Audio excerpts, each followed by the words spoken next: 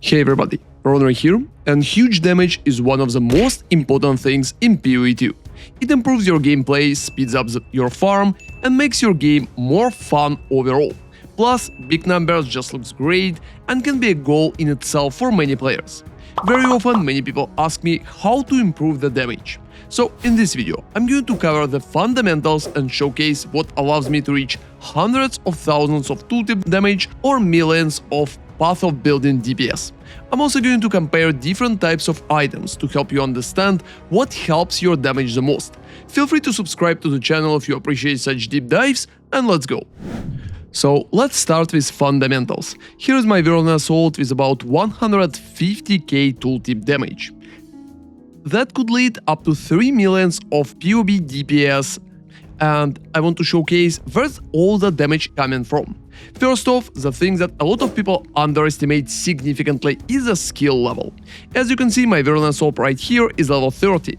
And the gem itself is level 20, I'm getting plus 1 level from corruption and 9 levels from global modifiers. So in the end, attack damage for the skill is going to be 344%, which is a very good number. Let's see how my damage will change if I'm going to use the same skill but at lower level. So for example, right here I have Whirling Assault level 14 instead. And as you can see, my damage in the end is only 87,000.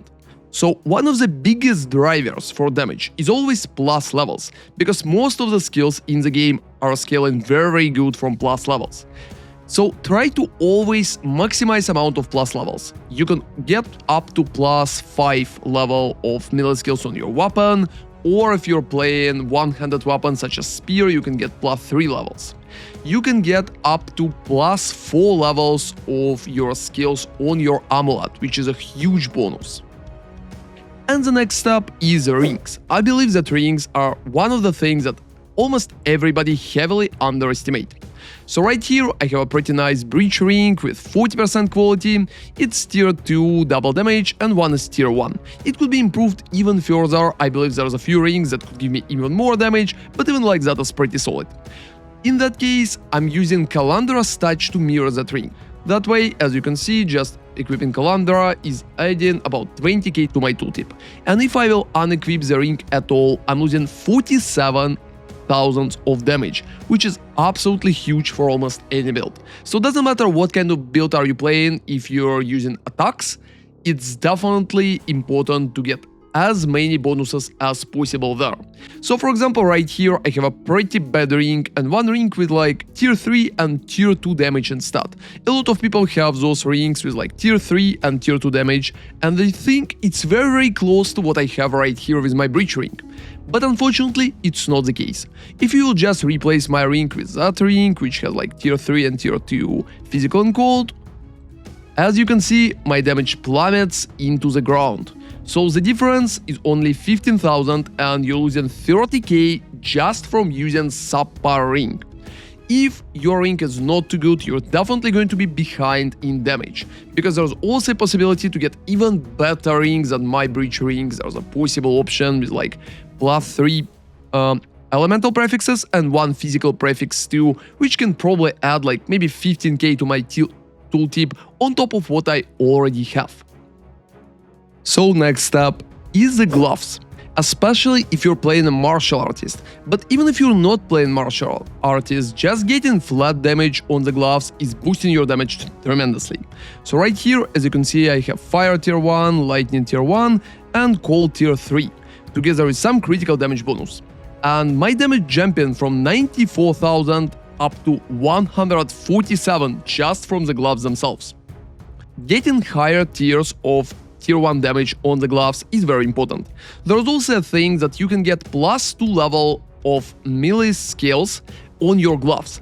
However, if you're playing the martial artist, the transformation of the gloves is just going to lower it to plus 1. So the damage bonus is not that big. However, if you're not playing a martial artist but still playing some kind of a melee build, getting plus 2 melee as a suffix on your gloves is pretty important. So I will just replace lightning resistance with that, if that would be a possibility. Even for martial artist builds, if you have enough currency, I would definitely go for it, but the thing that comes always first is getting tier 1 options for fire, lightning and cold.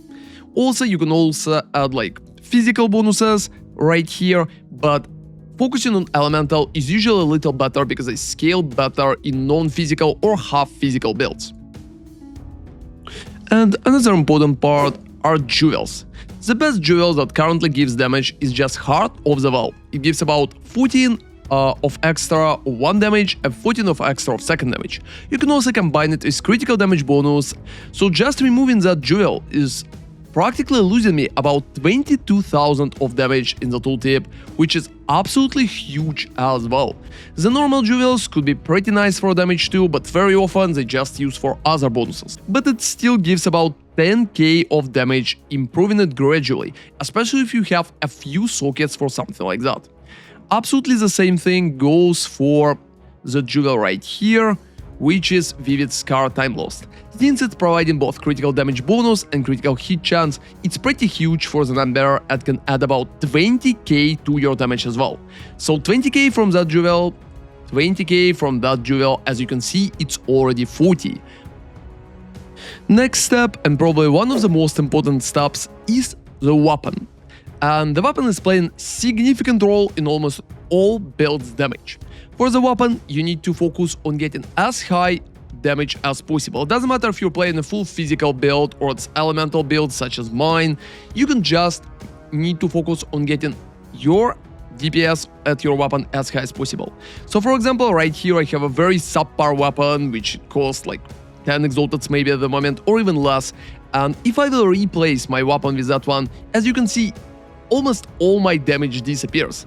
I still have about 40k damage just because I'm getting carried heavily by my rings, by my gloves and by other things such as jewel or like +4 amulet, but at the moment it still completely destroys my damage. So when you're talking about the weapon, it's pretty important to understand that first off you will need a critical hit chance. Almost all builds at the moment right now are crit builds, so getting more critical hit chance is important. There are pretty bad bases for quarterstaffs which has very low critical hit chance, so try to get it at least at 10%, that's like absolute minimum, but reaching higher like 15-14 is usually a pretty nice big bonus. Getting +5 to all melee skills is very important too, as I already showcased.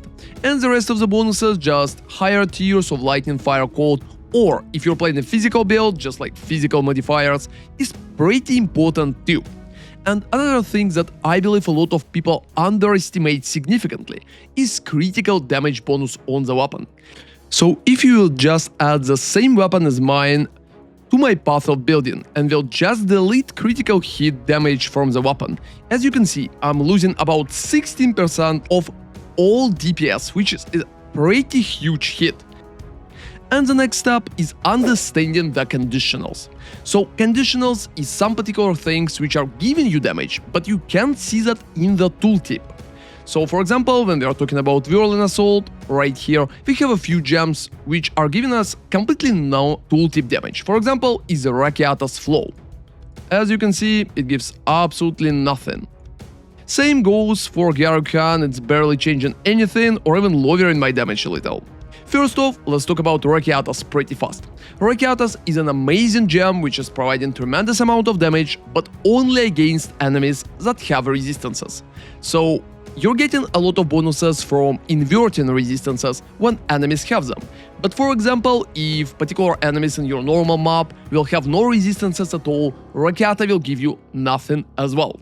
So keeping that in mind, Rakiatas is usually good against bosses or maps with tremendous amount of modifiers, when monsters will have a pretty decent amount of resistances and you will be able to utilize that. Varana Siege right here, for example, is giving bonus damage only against isolated targets, so it's mostly used for bosses.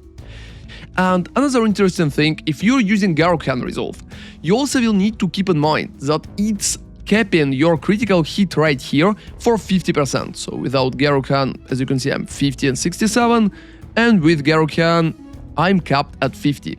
So if you're playing Gyarukan Resolve, you need to keep your critical exactly at 50% to avoid overinvesting and losing your points. And when we are talking about conditional bonuses, it's also very important to use a PoE for that, calculation. Most of the time, you can just guess what number is going to be, but pretty often you will need to check that in path of building. You can say exactly the same thing about conditional parts in your tree. So for example, right here we have Econ Frost, Econ Thunder, and Econ Flames.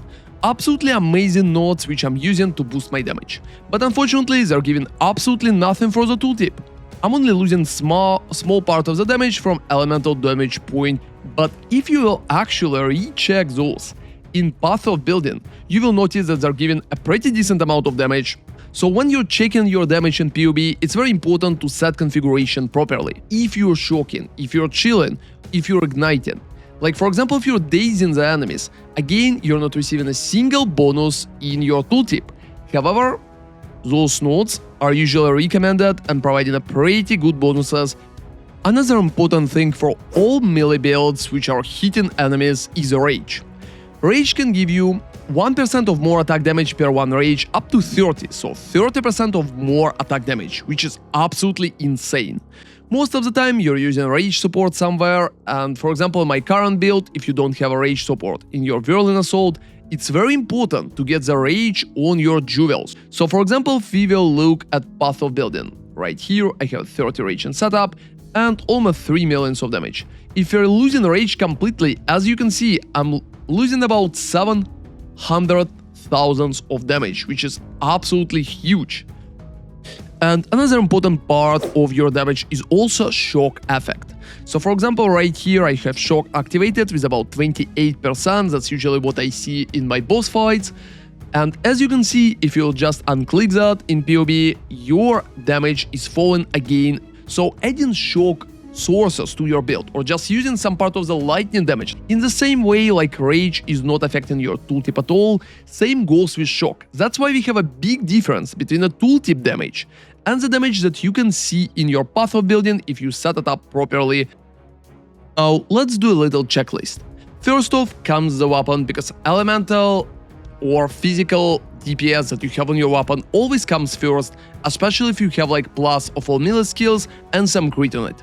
After it, you need to focus on your rings, gloves and amulet, in that order. Amulet can go forward on top of the gloves, if especially you need it for some particular skill such as Trinity. You can also focus on jewels, as I already showcased. Focus not only on the tooltip damage, but on the real damage that you have in PoE or in the gameplay. So follow that checklist and I'm absolutely sure that your damage journey is going to be pretty nice. Thank you very much for watching and see you next time. ronarray out.